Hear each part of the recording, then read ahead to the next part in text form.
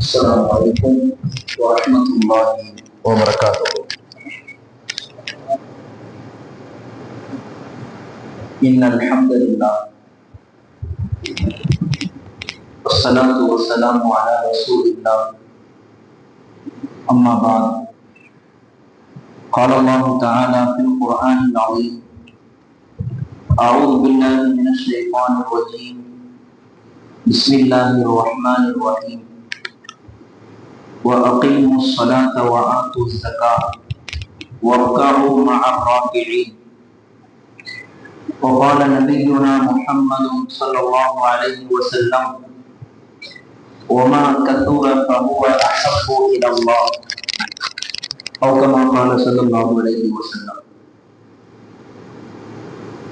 اللهم صل على سيدنا محمد نبي الأمي الذي قرنت البركة بذاته ومحيا وتعطرت العوالم بطيب ذكره وريا وآله وصحبه أجمعين.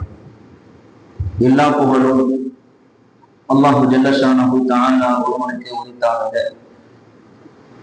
கண்மணி நாயகம் முஹம்மது ரசூலுல்லாஹ் ஸல்லல்லாஹு அலைஹி வஸல்லம் அவர்களின் மீதும் அவர்களின் வாழ்க்கையை வலுவாக நலுவாக பின்பற்றிய சத்திய சஹாபாக்கள், தாபிஈன்கள், தபஉ தாபிஈன்கள், சுஹதாக்கள், வலிமார்கள், உலகம் முழுக்க நிறைந்திருக்கிற இறைநேச செல்வர்கள், வருகை தந்திருக்கிற நம் அத்துணை பேர் மீதும் அளவற்ற அருளாளர் அல்லாஹ்வின் சாந்தியும் சமாதானமும் என்றென்றும் நீண்ட நிலவட்டமாக ஆகும்.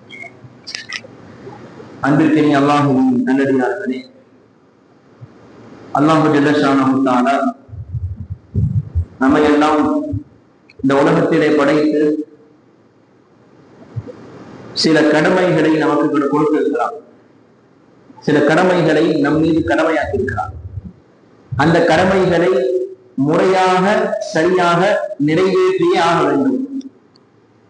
நிறைவேற்றியே ஆகுவது கட்டாயம், கடமை. ஒரு அலுவலகத்திற்கு கீழே இருக்கிறோம் அல்லது ஒரு அரசாங்கத்திற்கு கீழே இருக்கிறோம். சில காரியங்களை செய்தே ஆக வேண்டும் என்று நமக்கு கட்டளையிடப்படுகிறது. அந்த காரியங்களை செய்துதான் ஆக வேண்டும். அப்படி செய்கின்ற பட்சத்திலே அதற்கான கூலியும் அதற்கான சலுகைகளும் நமக்கு கிடைக்கும். அவைகளை என்னால் செய்ய முடியாது என்று இறுக்கமாக நாம் இருப்போமையானால் அதனுடைய பின் விளைவுகளை நாம் ஏற்றுத்தான் ஆக வேண்டும். அதே போன்றுதான் அல்லாஹ்வும் நமக்கென்று சில கடமைகளை விதித்திருக்கிறார். செய்தே ஆக வேண்டிய கடமை. அதை செய்கின்ற பட்சத்திலே அதற்கான கூலி நிரப்பமாக கிடைக்கும். செய்யாமல் இருக்கிற போது அதற்கான தண்டனையும் நமக்கு கிடைக்கும். அந்த அடிப்படையிலே தொழுகை என்பது நமக்கான கடமை. 5 கடமைகளில் முக்கியமான ஒரு கடமை, செய்தே ஆக வேண்டிய ஒரு கடமை. அந்த தொழுகை குறித்து நிறைய விஷயங்களை நாம் பேசி இருக்கிறோம். அதிகமான பயான்களை கேட்டும் இருக்கிறீர்கள். எனவே இன்றைக்கு தொழாதவர்கள் குறித்து நாம் பேச போவதில்லை. தொழாதவர்கள் குறித்து நாம் பேச போவதில்லை. தொழுகையாளிகள் குறித்து சில விஷயங்களை இன்றைய ஜும்மாவிலே நாம் யோசிக்கிறோம். அன்புக்குரியவர்களே, சிலர் தொழுகைக்கு முக்கியத்துவம் கொடுக்கிறார்கள், ஆனால் ஜமாஅத் தொழுகைக்கு முக்கியத்துவம் கொடுப்பதில்லை. தொழுகைக்கு முக்கியத்துவம் கொடுக்கிறார்கள், ஜமாஅத்திற்கு முக்கியத்துவம் கொடுப்பதில்லை. ஒரு முஸ்லிம் கண்டிப்பாக தொழுதாக வேண்டும், அதுல எந்த மாற்று கருத்தும் கிடையாது. ஒரு முஸ்லிம் கண்டிப்பாக தொழுதாக வேண்டும். அவர் தொழுகவில்லை என்றால் அவருக்கும் இஸ்லாத்திற்கும் எந்த சம்பந்தமும் இல்லை. இதை யார் சொல்வது? நபிகளால் சொல்லுகிறார்கள். ஒரு முஸ்லிமுக்கும் காபிருக்கும் மத்தியிலே எந்த வித்தியாசமும் இல்லை தொழுகை இல்லை என்றால். ஒருவர் தொழுகவில்லை என்றால் அவருக்கும் காபிருக்கும் எந்த ஒரு வேறுபாடும் கிடையாது. நபிகளால் சொன்ன வார்த்தை. அப்ப முஃமினாக இருப்பவர், உண்மையான இறை நம்பிக்கையாளர், தொழுகையாளியாக இருப்பார். அப்படி தொழுகின்ற சிலர் கூட முறையாக சரியாக நேரத்திற்கு ஜமாத்தோடு சேர்ந்து தொழுவதில்லை. பல காரணங்கள் சொல்லுகிறார்கள். உடம்பு சரியில்லாமல் இருப்பது, வேலைக்கு செல்லுவது, கல்லூரிக்கு செல்லுவது, படிக்க செல்லுவது, அல்லது வியாபாரத்திலே இருப்பது, மாற்றுவதற்கு ஆண் இல்லாமல் இருப்பது, இப்படி பல காரணங்களால் ஜமாஅத்தை விட்டு விடுகிறார்கள். அன்புக்குரியவர்களே, 5 நேர தொழுகையும் கடமை, அதை ஜமாஅத்தாக நிறைவேற்றுவதும் கடமை. ஜமாத்தாகத்தான் தொழுதாக வேண்டும், தனியாக தொழுகுதல் என்பது இல்லை. ஆண்களுக்கு நிர்பந்தமாக இருந்தால் பிரச்சனை இல்லை. நிர்பந்தமாக சிலர் ஒரு நாளைக்கு ஒரு வக்து மட்டும் ஜமாத்தையை தொழுது விட்டு 3 வக்துலாம் வீட்டுல, அல்லது 2-3 வக்து மட்டும் முக்கியமான சில நேரங்கள்ல விழிச்சிருக்கிற நேரத்துல வந்துட்டு மற்ற வக்து எல்லாம் வீட்டுல 5 நேர தொழுகையும் ஜமாத்தாக நிறைவேற்றுவது கடமை. எங்கேயாவது எப்போதும் சில சமயங்களில் தனியாக தொழுகின்ற ஒரு சூழல் ஏற்படுகிறது, பிரச்சனை இல்லை. அதையே வலிமையாக வைத்திருப்பது என்பது எந்த வகையிலும் ஏற்றுக்கொள்ள முடியாது. எந்த வகையிலையும் ஒரு நாளைக்கு ஊருக்கு போறோம், வெளியூர் போறோம், ஜமாத்து தவறிடுச்சு, பிரச்சனை இல்லை. அல்லது இரவுல படுத்து தூங்கிட்டோம் அசதியில, ஒரு நாள் தப்பிருச்சு, பிரச்சனை இல்லை. அதையே வலிமையாக வீட்டிலே தொழுவதையே, கடையில் தொழுவதையே, தனியாக தொழுவதையே வலிமையாக வைத்திருப்பது என்பது எந்த வகையிலையும் ஏற்றுக்கொள்ள முடியாது. அல்லாஹ் தஆலா குர்ஆனில் சொல்லுவான், தொழுகையை நிலைநாட்டுங்கள், ஜகாத்தை கொடுங்கள், செய்பவர்களுடன் சேர்ந்து ருக்கூ செய்யுங்கள். முதல்ல தொழுகுங்கன்னு சொல்லிட்டா, அதோடு முடிக்கல, ருக்கூ செய்பவர்களுடன் சேர்ந்து ருக்கூ செய்யுங்க. அப்படின்னா என்ன இருக்கும்? ஜமாத்தாக தொழுபவர்களுடன் சேர்ந்து ஜமாத்தாக நீங்கள் தொழுகுங்கள் என்று அர்த்தம். நபிகள் நாயகம் ஸல்லல்லாஹு அலைஹி வஸல்லம் சொன்னார்கள், நீங்கள் ஜமாஅத்து தொழுகையை பற்றி பிடித்துக் கொள்ளுங்கள், ஜமாஅத்து தொழுகையை நீங்கள் உறுதிப்படுத்திக் கொள்ளுங்கள், அவசியமாக்கிக் கொள்ளுங்கள் என ஜமாஅத்து தொழுகையை ஜமாஅத்தாக தொழுவதை நபிகளால் அழுத்தமாக வலியுறுத்துகிறார்கள். இன்னொரு ஹதீஸ்ல வருது, 2 மனிதர்கள் தனித்தனியாக தொழுகுவதை விட 2 மனிதர்கள் சேர்ந்து தொழுகுவது அல்லாஹ்விற்கு மிகவும் விருப்பமானது. மேலும் சொன்னார்கள், 3 நபர்கள் அல்லது 4 நபர்கள் தனித்தனியாக தொழுகுவதை விட வெறும் 2 பேர் ஜமாஅத்தாக தொழுகுவது அல்லாஹ்வுக்கு மிகவும் விருப்பமானது. மேலும் சொன்னார்கள், 8 நபர்கள் தனித்தனியாக தொழுகுவதை விட வெறும் 4 நபர்கள் ஜமாஅத்தாக தொழுகுவது அல்லாஹ்விற்கு மிகவும் விருப்பமானது. தொடர்ந்து சொன்னார்கள், 100 நபர்கள் தனித்தனியாக தொழுகுவதை விட வெறும் 8 நபர்கள் ஜமாஅத்தாக தொழுவது அல்லாஹ்விற்கு மிகவும் விருப்பமானது. ஸல்லல்லாஹு அலைஹி வஸல்லம் தொடர்ந்து சொன்னாங்க, வமா கஸூல ஃபஹுவ அஹப்பு இலல்லாஹ். ஜமாத்துடைய கூட்டம் எவ்வளவு தூரம் அதனுடைய அளவு அதிகரித்துக் கொண்டே இருக்கிறதோ அவ்வளவு தூரம் அல்லாஹ்வுடைய பிரியம் அதிகரித்துக் கொண்டே இருக்கும் என்பதாக நபிகள் நாயகம் சொன்னார்கள். இந்த ஹதீஸ்ல பாருங்க, எவ்வளவு பள்ளிவாசல்ல ஜமாத்து கூட்டம் சேருதோ அவ்வளவுக்கு அவ்வளவு அந்த கூட்டத்தின் மீது அல்லாஹ்வுடைய பிரியம் ஏற்படுகிறது. அப்ப பள்ளிவாசலுக்கு 5 நேரம் தொழுகைக்கு வரக்கூடியவர்கள் என்ன செய்யணும்? ஒரு 10-15 பேர் வர்றீங்களா, அந்த 15 பேரே வாடிக்கையா வாழ்க்கை முழுக்க தொழுதுட்டு போகாம இன்னும் அதிகமாக கூட்டம் வருவதற்கு நாம் முயற்சி செய்ய வேண்டும். ஒரு 10 பேர் சேர்ந்து தொழுகிறோம், அந்த 10 பேர் ஆளுக்கு ஒரு ஆள் அழைச்சிட்டு வந்தாலும் முயற்சி செஞ்சு 10-20,000, 15 பேர் வந்தா 30,000, ஒரு ஆள் அழைச்சிட்டு வந்தாலும் அப்ப அல்லாஹ்வுடைய கூட்டம் பிரியம் ஏற்படுவதற்கு இதுல அது அற்புதமான ஒரு வாய்ப்பு இருக்கிறது. நபி ஸல்லல்லாஹு அலைஹி வஸல்லம் இன்னொரு ஹதீஸிலே சொன்னார்கள், சாதாரணமாக தனியாக தொழுகுவதை விட ஜமாஅத்தாக சேர்ந்து சொல்வது 25 மடங்கு நன்மையை தரக்கூடியது. ஒரு அறிவிப்பிலே 27 மடங்கு என்று வருகிறது, இன்னொரு அறிவிப்பிலே 25 மடங்கு என்று வருகிறது, இன்னொரு அறிவிப்பிலே 20 சொச்சம் மடங்கு என்று வருகிறது. ஆக 10 மடங்கு நன்மைகளை தரக்கூடியது ஜமாஅத்து தொழுகை. உஸ்மான் இப்னு அஃபான் ரலியல்லாஹு சொல்லுவாங்க, ஜமாத்தாக சேர்ந்து சொல்வதால் எல்லா பாவங்களும் மன்னிக்கப்படுகிறது. ஹதீஸ்ல வருது, ஒரு மனிதர் வீட்டிலிருந்து கிளம்புகிற போது ஒளி செய்துவிட்டு ஒழுவை பரிபூரணமாக செய்துவிட்டு கடமையான தொழுகையை நிறைவேற்றுவதற்காக பள்ளிவாசலுக்கு வந்து இமாம் ஜமாத்தோடு தொழுகையை நிறைவேற்றி விட்டால் கஃபரல்லாஹு லஹு துனூபஹு, அவருடைய எல்லா பாவங்களையும் அல்லாஹ் மன்னிக்கிறான் என்பதாக நபிகள் நாயகம் சொன்னார்கள். இப்ப ஜமாத்தாக தொழுவதால் பாவங்கள் மன்னிக்கப்படுகிறது, 10 மடங்கு நன்மை எழுதப்படுகிறது, அல்லாஹ்வுடைய பிரியமும் ஏற்படுகிறது. அப்படிப்பட்ட ஜமாத்து தொழுகையிலே நாம் எவ்வளவு பொடும்போக்காக இருக்கிறோம் என்பதை யோசிக்க வேண்டும். நபி ஸல்லல்லாஹு அலைஹி வஸல்லம் அவர்கள் வெறுமனே ஜமாத்து தொழுகைக்கு முக்கியத்துவம் கொடுங்கள் என்று வார்த்தைகளால் மட்டும் சொல்லல, செயலால் காட்டிவிட்டு சென்றார்கள் பெருமானார். உங்களுக்கு எல்லாம் தெரியும், நபிகளாருடைய கடைசி காலகட்டம். ஆயிஷா நபிகள்லாம் இந்த ஹதீஸ் அறிவிக்கிறாங்க, பெருமானாரின் கடைசி காலகட்டத்திலே கடுமையான நோய் வாய்ப்பட்டிருக்கிறார்கள், கடுமையான காய்ச்சல். அந்த நேரத்திலே மற்ற மனைவிமார்களுடைய அனுமதியோடு பெருமானார் ஆயிஷா அம்மா வீட்டிலே தங்குகிறார்கள். ஏனென்றால் ஒன்றுக்கும் மேற்பட்ட மனைவிகளை வைத்திருப்பவர்கள், அந்த மனைவிமார்களுக்கு மத்தியிலே நீதமாக மிகச்சரியாக நடக்க வேண்டும். ஒரு மனைவியினுடைய வீட்டிலே 3 நாள் தங்கினால் இன்னொரு மனைவி வீட்டிலே 3 நாள் தங்க வேண்டும். அதற்கு மத்தியில எந்த பாகுபாடும் காட்டக்கூடாது. அந்த அடிப்படையில ரசூல் ஸல்லல்லாஹு அலைஹி வஸல்லம் கடைசி காலகட்டத்துல ஆயிஷா அம்மா வீட்டுல தங்குறதுக்கு ஆசைப்படுகிறார்கள். அதனால மற்ற மனைவிமார்களுடைய அனுமதி கேட்டுவிட்டு நான் ஆயிஷாவின் வீட்டிலே தங்கிக் கொள்கிறேன் என்று அனுமதி கேட்டுட்டு ஹதீஸ்ல இந்த வாசகமே வருது. ஏன்னு சொன்னா ரசூல் ஸல்லல்லாஹு அலைஹி வஸல்லம் கடைசி காலகட்டத்திலே ஆயிஷா அம்மா வீட்டிலே தங்கி மற்ற மனைவிமார்களுக்கு முழுவதுமாக அநீதம் செய்து விட்டார்கள் என்று யாரும் பேசிவிடக் கூடாது என்பதற்காக அனுமதி கேட்டுவிட்டு பெருமானார் ஆயிஷா அம்மா வீட்டிலே தங்குகிறார்கள். ஆயிஷா ரலியல்லாஹு சொல்றாங்க, அப்படி ஸல்லல்லாஹு அலைஹி வஸல்லம் என்னுடைய வீட்டில் இருக்கிற போது தொழுகைக்கான அழைப்பு வருகிறது. கடுமையான காய்ச்சல். நபி ஸல்லல்லாஹு அலைஹி வஸல்லம் பைனர் ரஜுலைனி, 2 சஹாபிகளுக்கு மத்தியிலே, 2 தோழர்களுக்கு மத்தியிலே அவர்களுடைய தோள்களில் கையை போட்டவர்களாக தகுத்து ரிஜ்லாஹுல் அர்த, பூமியிலே கோடு போட்டவர்களாக பெருமானார் நடந்து சென்றார்கள். இந்த ஹதீஸை ஆழமாக நீங்கள் சிந்திக்க வேண்டும்.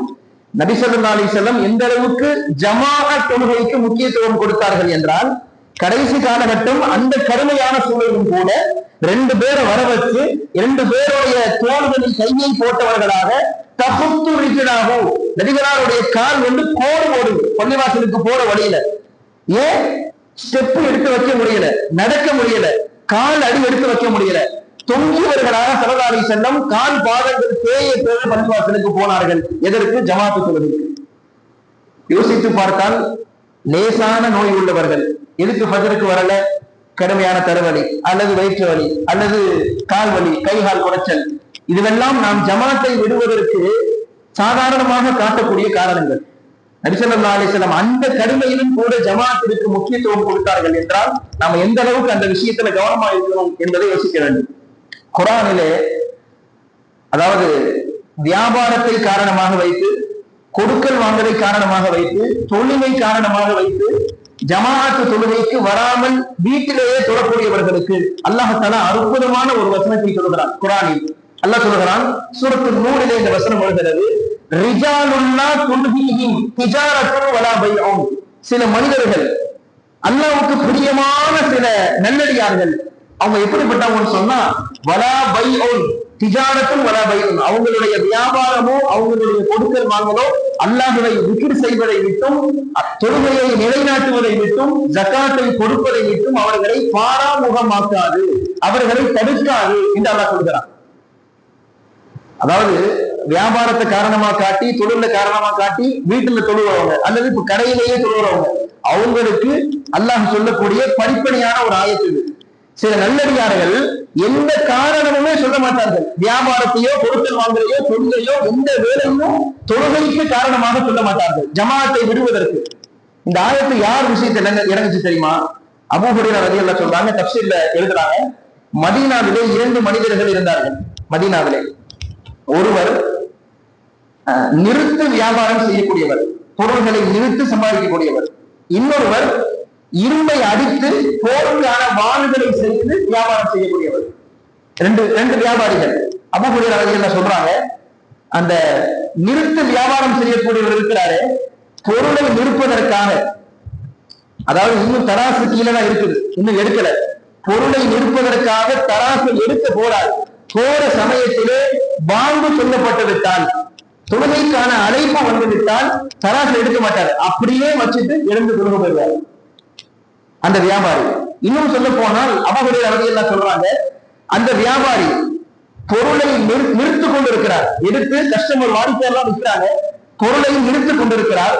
நிறுக்கிற சமயத்திலே பாங்கு சொல்லப்பட்டு விட்டால் அதை அப்படியே நிறுத்தி வியாபாரத்தை முடிக்க மாட்டார், வாடிக்கையாளர்களை அனுப்ப மாட்டார், அப்படியே தராசை கீழே வச்சுட்டு பள்ளிவாசலுக்கு இருந்து போய் வருவார். இவர் ஒருத்தர். இன்னொருத்தர் இரும்பை அடித்து வியாபாரம் செய்வான்னு சொல்லணும், வாள் செய்து, அந்த வாள் செய்யக்கூடியவர் பாருங்க, அபூ ஹுரைரா ரலியல்லாஹு சொல்றாங்க, பாங்குடைய சத்தம் கேட்டுவிட்டால் சுத்தியலை அவர் கையில எடுக்க மாட்டார். ஒருவேளை சுத்தியலை கையில எடுத்து கையை ஓங்கிய நிலையிலே வச்சு இரும்பு அடிக்க போறாரு, கையை ஓங்கிட்டார், ஓங்கிய நிலையில் பாங்குடைய சத்தம் கேட்டுவிட்டால் அதை அடிக்க மாட்டார், அப்படியே அந்த சுத்தியலை கீழே வச்சுட்டு பள்ளிவாசலுக்கு சென்று விடுவார். அபூ ஹுரைரா ரலியல்லாஹு சொல்றாங்க, இந்த 2 பேர் சம்பந்தமாகத்தான் இந்த ஆயத்து இறங்குச்சு. சூரத்து நூறுல இருக்கிற இந்த வசனம், ரிஜாலுன், சில மனிதர்கள் எந்த வியாபாரத்தையும் கொடுக்கல் வாங்கலையும் காரணமாக காட்ட மாட்டார்கள். தொழுவதை விட்டும் ஜகாத்து கொடுப்பதை விட்டும் அல்லாஹ்வை திக்ர் செய்வது விட்டும் உடனே எந்திரிச்சு போயிடுவாங்க. அப்படிங்கிற அந்த 2 பேரையும் புகழ்ந்து அல்லாஹ் தஆலா குர்ஆனிலே ஆயத்தை எடுத்திருக்கிறார். மதீனாவினுடைய கடை வீதிகள் அத்தனையும் நபிகளாருடைய காலத்திலும் சரி, அதற்கு அடுத்து சஹாபாக்கள் காலத்திலும் சரி, மதீனாவினுடைய கடை வீதிகள் அத்தனையும் பாங்கு சொல்லப்பட்டு விட்டால் காலியாகிவிடும். யாரும் இருக்க மாட்டார்கள். எந்த கடையிலையும் ஒரு ஆளையும் பார்க்க முடியாது. எல்லா கடைகளும் அப்படியே திறந்து இருக்கும். அப்படியே விட்டுட்டு தொழுகைக்கு போடுவாங்க. வியாபாரிகளும் இருக்க மாட்டார்கள், வாடிக்கையாளர்களும் இருக்க மாட்டார்கள், கடையிலே பணி செய்பவர்களும் இருக்க மாட்டார்கள். எல்லாம் போயிடுவாங்க. அன்புக்குரியவர்களே, அப்ப வியாபாரத்தையோ தொழிலையோ நீங்கள் ஜமாத்தை விடுவதற்கு காரணமாக காட்டக்கூடாது என்பதை இந்த ஆயத்து மூலியமாக அல்லாஹ் சொல்லித் தருகிறார். அடுத்து பாருங்கள், நபி ஸல்லல்லாஹு அலைஹி வஸல்லம் பொதுவாகவே யாரையும் பெருமானார் துன்புறுத்த நினைக்க மாட்டார்கள், கஷ்டப்படுத்த நினைக்க மாட்டார்கள், யாருக்கும் அநீதம் நினைக்க மாட்டார்கள், யாரையும் எரிக்க நினைக்க மாட்டார்கள். நபிகளாருடைய நற்குணங்கள் எல்லாம் நமக்கு தெரியும். ஆனால் நபிகளாருடைய கடுமையான வார்த்தையை பாருங்கள். ஹதீஸ்ல வருது, புகாரில் இந்த ஹதீஸ் பதிவாக இருக்கிறது, முஸ்லிம் ஷரீஃபில் இந்த ஹதீஸ் பதிவாக இருக்கிறது. நபி ஸல்லல்லாஹு அலைஹி வஸல்லம் சொன்னார்கள், சில வாலிபர்களை ஏவி விறகுகளை எல்லாம் சேமித்து கொண்டு வந்து, யார் பாங்குடைய சத்தம் கேட்டதற்கு பிறகும் பள்ளிக்கு தொட வராமல் வீட்டிலேயே தொழுது கொண்டிருக்கிறார்களோ அவர்களுடைய வீடுகளை எரித்து விட என் உள்ளம் நாடுகிறது. நபிகளாருடைய ஆக கருமையான வார்த்தை. நீங்க ஹதீஸினுடைய வாசகத்தை கவனிங்க. யார் பாங்குடைய சத்தம் கேட்டதற்கு பிறகும் பள்ளிக்கு தொட வராமல் வீட்டிலேயே தொழுகிறார்களோ, இங்க வந்து பள்ளிவாசலையும் தொழுகல, வீட்டிலும் தொழுகல, அவங்களை பத்தி பேச்சு கிடையாது. அவங்க வேற லெவல். பாங்கு சப்தம் கேட்டதற்கு பிறகு பள்ளிக்கு வராமல் வீட்டிலேயே தொழுது கொண்டிருக்கிறார்களோ அவர்களுடைய வீடுகளை கொளுத்தி விட என் உள்ளம் நாடுகிறது. நபிகளாருடைய ஆக கடுமையான வார்த்தை புகாரி ஷரீஃபில் ஹதீஸ் பதிவாக இருக்கிறது. அதாவது தங்கடம் உள்ளவர்கள், தக்க காரணம் உள்ளவங்க இந்த ஹதீஸை சேர மாட்டாங்க. காரணமே இல்லாம பாங்கு சப்தம் நல்லா கேட்குது, வீட்டுல உட்கார்ந்து கொடுத்துட்டு இருக்கிறார். அப்படிப்பட்டவருக்கு நபிகளாருடைய கடுமையான வார்த்தை. இப்ப ஜமாத்து தொழுகை எவ்வளவு முக்கியமானது பாருங்க. ஹதீஸ்ல குர்ஆன் ஷரீஃப்ல வருது. அதாவது ஸலாத்துல் ஹௌஃப் என்று ஒரு தொழுகை இருக்குது. ஸலாத்துல் ஹௌஃப், போர் நடக்கிற சமயத்திலே தொழுகக்கூடிய அந்த தொழுகைக்கு ஸலாத்துல் ஹௌஃப் என்று சொல்லுவார்கள். அதாவது போர் நடக்கிற சமயத்திலே கூட நீங்கள் தனியாக தொழுவதற்கு அனுமதி கிடையாது. ஜமாஅத்தாக சேர்ந்து தொழுங்கள். அல்லாஹ் குர்ஆன்ல சொல்றான், வைதா குன்த ஃபீஹிம் ஃபஅகம்த லஹும் ஸலாத. இது வந்து நீண்ட வசனம். அந்த வசனத்துல அல்லாஹ் என்ன சொல்றான், நபியே நாயகமே, உக்கிரமாக போர் நடந்து கொண்டிருக்கிறது, போர் விரைவாக நடந்து கொண்டிருக்கிறது, சூடான போர்க்களம். அந்த போர்க்களத்திலே இருக்கிற போது தொழுகை நேரம் வந்து விட்டால் நாயகமே நீங்கள் தொழுகைக்காக இமாமாக நில்லுங்கள். உங்களில் ஒரு கூட்டம் உங்களுக்கு பின்னால் நின்று தொழுகட்டும், இன்னொரு கூட்டம் போர் செய்யட்டும். 2 பிரிவா பிரிஞ்சிடும் தொழுகை. அது போர் சமயத்துல தொழுகையினுடைய முறை இதுதான். எப்படி சொல்லுவாங்கன்னா, நபிகள் நாயகம் இமாமாக நிற்பாங்க, சஹாபாக்கள் 2 குழுவா பிரிஞ்சு ஒரு குழு நபிகளாருக்கு பின்னால தொழுவாங்க, இன்னொரு குழு போர் செஞ்சுட்டு இருப்பாங்க. இவங்க நபிகளாருக்கு பின்னால தொழுகக்கூடிய இவங்க ஒரு ரகாயத்தை முடிச்சுட்டு சஜிதாவை முடிச்சுட்டு அப்படியே இருந்து பின்னாடி வந்துருவாங்க. வந்துட்டு இவங்க போர் செய்ய போயிடுவாங்க. ஏற்கனவே போர் செய்து கொண்டிருக்க அந்த கூட்டம் வந்து நபிகளாருடைய தொழுகையில அப்படியே ஜாயின் ஆகிடுவாங்க. இதுதான் போர் தொழுகையினுடைய முறை. குர்ஆன்ல அல்லாஹ் சொல்லி தர்றான். அப்ப முக்கியமான போர் நடக்கிற சமயத்திலே கூட நீங்கள் ஜமாத்தாக தொழுக வேண்டும், அதை இந்த முறையிலே தொழுக வேண்டும் என்று அல்லாஹ் கட்டளையிடுகிறான். என்றால் ஜமாத்து தொழுகை எவ்வளவு முக்கியமானது, தொழுகையே முக்கியம்தான், அதுலேயும் ஜமாத் எவ்வளவு முக்கியமானது என்பதை நாம் யோசிக்கிறோம். ஹதீஸ்ல முஸ்லிம் ஷரீஃபிலே ஒரு ஹதீஸ் வருகிறது. நபிகளார் இடத்துல ரஜுலுன் ஆமா, கண் தெரியாத ஒரு சஹாபி வருகிறார். கண் தெரியாது வந்து, யார ரசூலல்லாஹ், எனக்கு 2 கண்களும் தெரியாது, என்னால் பள்ளிவாசலுக்கு தானாக நடந்து வர முடியாது, என்னை அழைத்து வருவதற்கு ஒரு ஆண் தேவை, அப்படிப்பட்ட ஒரு ஆணும் என்னிடத்துல இல்லை. எனவே இப்படி எல்லாம் சூழல் இருப்பதால நான் வீட்டிலேயே தொழுகையை நிறைவேற்றட்டுமா, வீட்டிலேயே தொழுது கொள்ளலாமா என்று கேட்டார். வீட்டிலேயே நான் தொழுது கொள்ளட்டுமா, எனக்கு மட்டும் சலுகை வழங்குகிறீர்களா என்று கேட்டார். ஸல்லல்லாஹு அலைஹி வஸல்லம் ஆரம்பத்துல நாம் சொல்லிட்டாங்க, ஆமா போயிட்டு வான்னு சொல்லிட்டாங்க. அவரும் போனாரு. போறவரை திரும்ப அழைத்து ஸல்லல்லாஹு அலைஹி வஸல்லம் கேட்டார்கள், ஹல் தஸ்மஉன் நிதாஅ, பாங்கு சொல்லுகின்ற சத்தம் உன்னுடைய காதுகளில் கேட்கிறதா? பாங்குடைய சத்தத்தை நீ கேட்கிறியான்னு கேட்டாங்க. அவர் நாம் ஆமான்னு சொன்னார். அப்பனா அஜித், நீ அதற்கு பதிலளித்தே ஆக வேண்டும், பள்ளி வாசலுக்கு தொழுகை வந்துருன்னு ஸல்லல்லாஹு அலைஹி வஸல்லம் சொன்னாங்க. யோசித்து பாருங்கள், கண் தெரியாதவர் பள்ளி வாசலுக்கு நடந்து வர்றதுக்கு வாய்ப்பே இல்லை, அழைச்சிட்டு வர்றதுக்கு ஆள் இல்லை.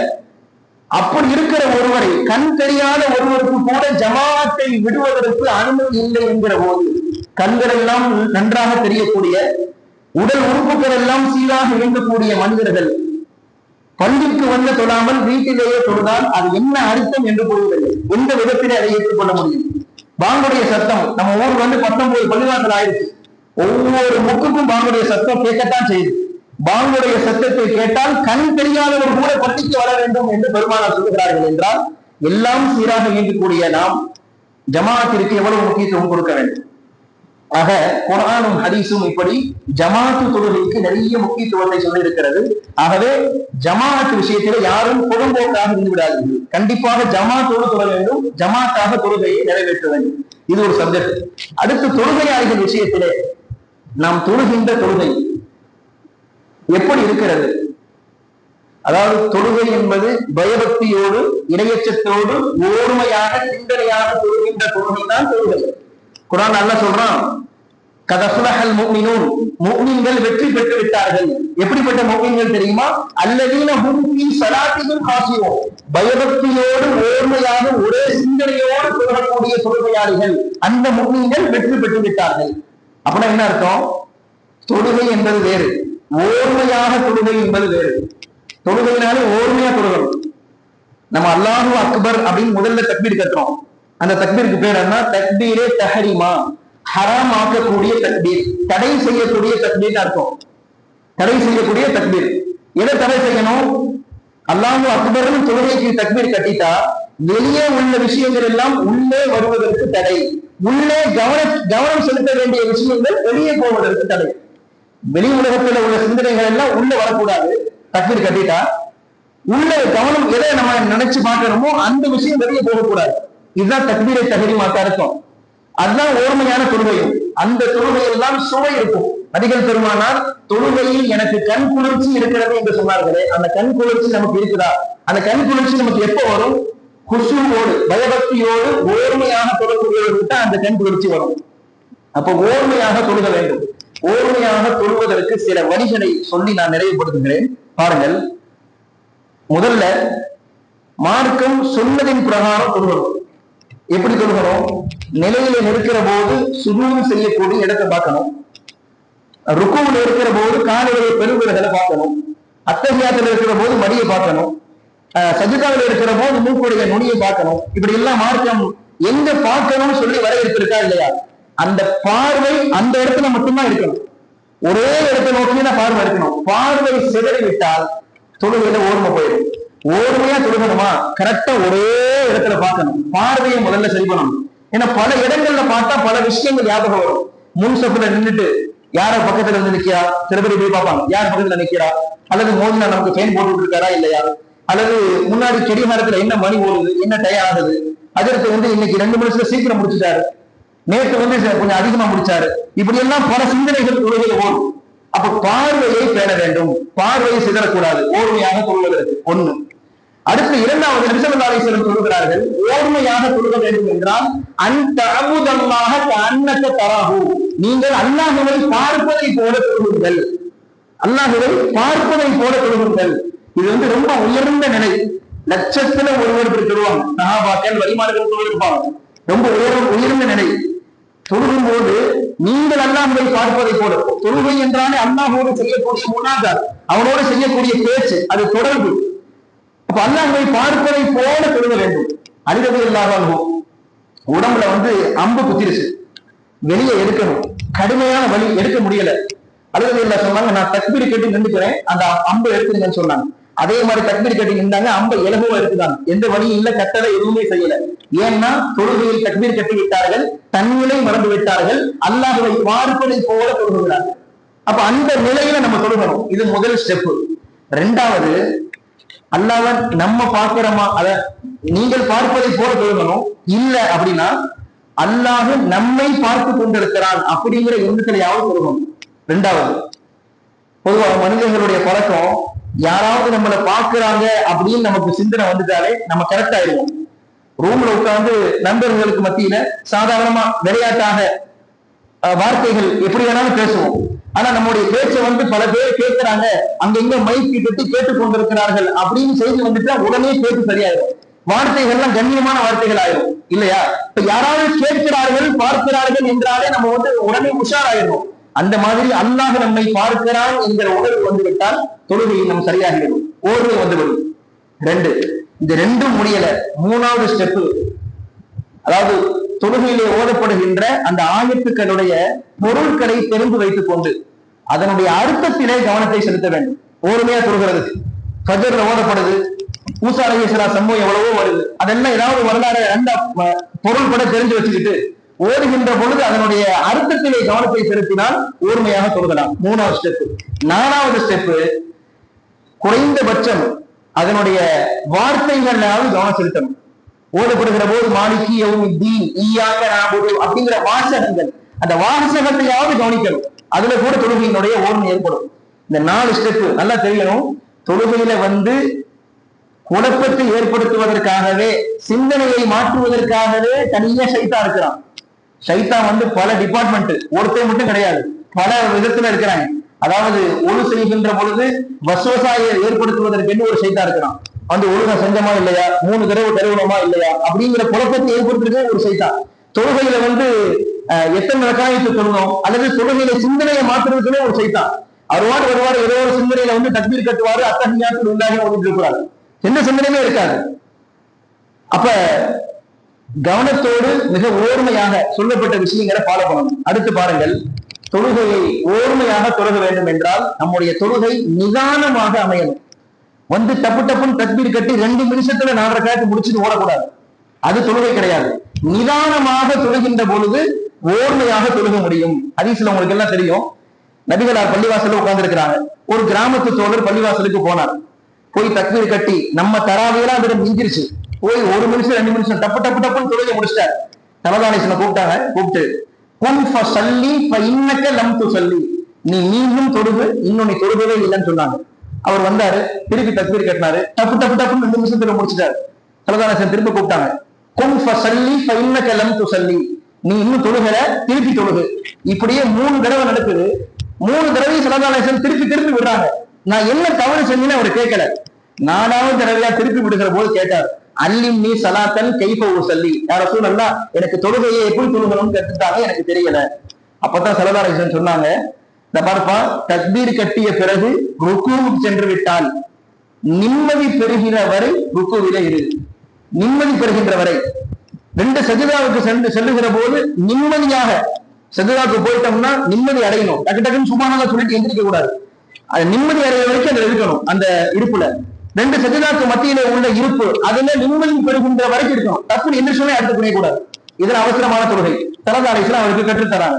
அப்ப அவசரம் இல்லாத தொழுகையாக நம்முடைய தொழுகையை ஆக்கணும். எந்த அளவுக்கு சொல்றாங்கன்னா, வெளியில நிக்கிற ஒருத்தர், நம்ம தொழுதுட்டு இருக்கிறோம், 2 சஜிதாக்கு மத்தியில நம்ம உட்கார்ந்து இருக்கிறோம். வெளியில நிக்கிற ஒருத்தர் கை காட்டுறாரு, அந்த 2 சஜிதாக்கு மத்தியில உட்கார்ந்து இருக்கிறாரு, அவர் தான் அப்படின்னு சொல்ற அளவுக்காவது உட்காரணுமா அப்படின்னு சொல்ற அளவுக்கு நம்ம இங்க சொல்றதுக்குள்ள அடுத்த 2 ரக்காத் முடிச்சிருவோம். அந்த மாதிரி தொழுகை ஓர்மை வராது. நிதானமாக தொழுவதில் ஓர்மை உண்டு. அடுத்த ஸ்டெப் பாருங்க, நபி ஸல்லல்லாஹு அலைஹி வஸல்லம் சொன்னார்கள், எந்த தொழுகை தொழுதாலும் இதுதான் எனக்கு லாஸ்ட் தொழுகை, இதுதான் எனக்கு கடைசி தொழுகை அப்படிங்கிற எண்ணத்துல தொழுதா கண்டிப்பா ஓர்மை வந்துடும். எண்ணத்தை மாத்தணும். உண்மையிலேயே யோசிச்சு பாருங்களேன், ஒரு மலக்குள் மூத்து வந்துட்டாரு, இந்த தொழுகையை தொழுது முடிச்ச பிறகு உன்னுடைய ரூஹு வாங்க சொல்லி எனக்கு உத்தரவு, ரூஹ வாங்கிட்டு போயிடுன்னு சொல்லிட்டாரு.